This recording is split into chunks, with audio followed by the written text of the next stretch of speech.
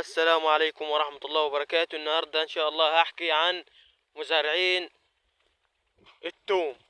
الفيديو ده خلي بالك، الزرع اللي قدامكم ده كله المساحة دي صورتها لكم انا وهي لسه بتزرع، وفي فيديو تاني برضو وهي طالع عمرها 20 يوم. دلوقتي هي عمرها شهر 35 يوم بالظبط، يا اما شهر يا اما 35 يوم بالظبط.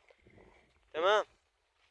ها ادي ايه التوم زي ما انتم شايفين بالشكل الجميل اللي قدامكم ده.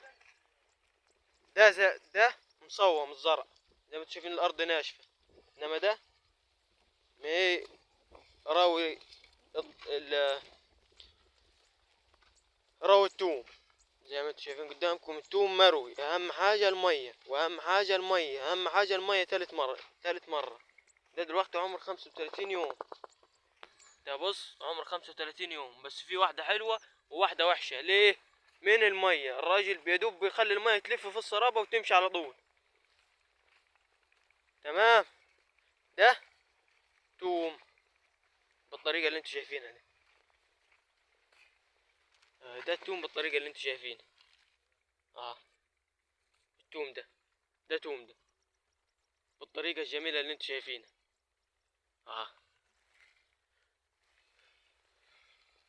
بس ما تنسوش قدروا تعبنا واشتركوا في القناه عشان يوصلكوا كل جديد. مع الزراعه الحديثه ان شاء الله الكل مستفاد.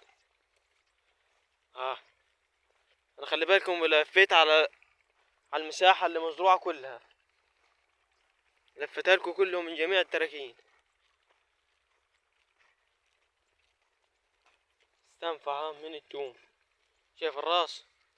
شايف الراس؟ بالصلاة على النبي، صلى على النبي، صلى على النبي، صلى على النبي يكسب. صلى على النبي. السلام عليكم ورحمة الله.